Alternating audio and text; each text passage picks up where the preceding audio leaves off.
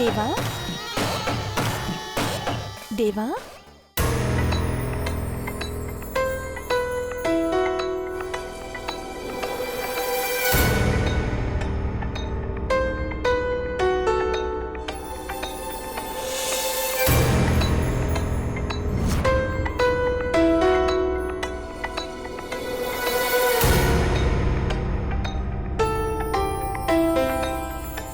అదేంటి దేవా మొహం అటు తిప్పుకున్నావు? సింగారించుకొని పాలు వేడి చేస్తూ 10 నిమిషాల నుంచి నీ పిలుపు కోసం వెయిట్ చేస్తూ ఉన్నా, మురిపాలు తీసుకురమ్మంటావని. పిచ్చి పిచ్చిగా ఉందా? పిచ్చి ప్రేముంది. పంచదారతో పాటు పంచుకునే ప్రేమను కూడా ఇందులో కలిపాను. శాంతి ముహూర్తానికి సమయం కాదు, సరసం చాలని అర్థమైంది. నువ్వు ఎవరితో మాట్లాడుతున్నావు గుర్తుపెట్టుకొని మాట్లాడు. నేను ఎవరి పేరు చెప్పుకొని ఈ బొట్టు పెట్టుకున్నానో వారితోనే మాట్లాడుతున్నాను. జీవితాన్ని పంచుకోవాలని పాలు తీసుకొస్తే నువ్వు పగను పెంచుకుంటున్నావు. ఎందుకిలా చేస్తావు దేవా? నీపైన, ఈ కుటుంబం పైన నాకున్న మమకారాన్ని ఎందుకు అర్థం చేసుకో? నాటకాలు ఆడకు చంద్రముఖి. తేనె పూసిన కత్తివి నువ్వు. ఆ కత్తులే కూరలుగా ఉన్న విష నాగువి నువ్వు. అందుకే ఇలా తీయగా మాట్లాడుతున్నావు. నా చెవులకు ఆ మాట వినపడ్డా లోపల మాత్రం నా గుండెని కోస్తున్నాయి. అపార్థం చేసుకుంటే నేనెంతగా నొచ్చుకుంటానో అర్థం చేసుకో దేవా. ఆంటీ 10 కాలాలు చల్లగా ఉండాలంటే నువ్వు ఈ వేడి పాలు తాగాలి. తాగి ప్రేమ మత్తులో ఊగాలి. ఇప్పుడు కూడా ఇందులో మత్తు మందు కలుపుకొని వచ్చావా? ఇప్పుడెందుకు? ఆ అవసరమే లేదు. ఎందుకంటే ఆంటీ ప్రాణమైన నువ్వు ఆమె ప్రాణాలు పోకూడదంటే త్యాగం చేస్తావు. తనువునైనా సరే. నీకు సిగ్గేలేదా?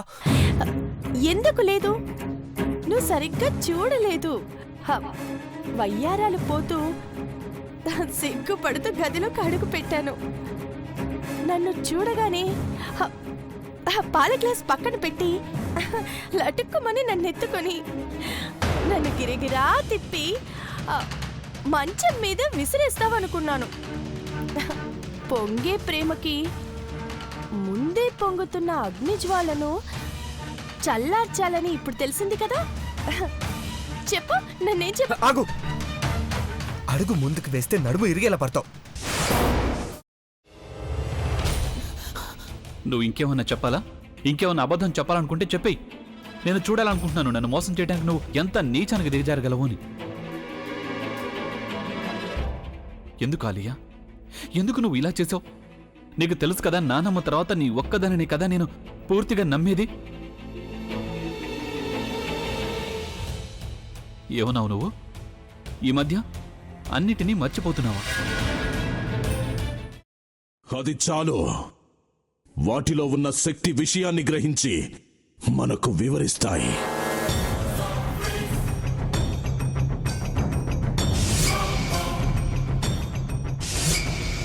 ఎవరు ఆ దండ విప్పొద్దు, గది తలుపులు తెరవద్దు.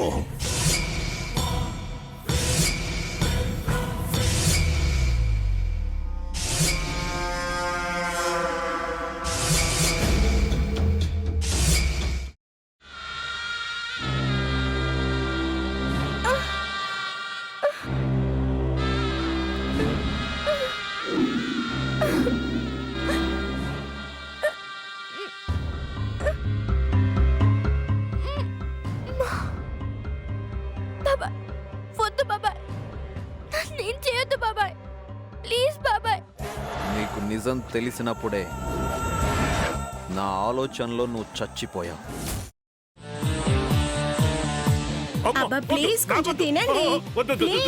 భీమారావు గారు, మీరా? ఇగో మీరా కాదు, సక్కుబాయ్. అవును, మీ పనామే లేచిపోయిందని చెప్పి కంప్లైంట్ ఇచ్చినావు కదా. రేయ్, ఆయన కంప్లైంట్ ఇచ్చింది లేచిపోయిందని కాదు, కనిపించడం లేదు అని. అట్లానా? సరే మేడం. ఇడియట్. ఆ వంట మనిషి పేరేంటన్నారు? రత్తాలు మేడం. ఏం పెద్ద మంచి, నీ వంట మంచిని కూడా మేడం అని పిలుస్తావా? రేయ్ హాఫ్ బ్రెయిన్,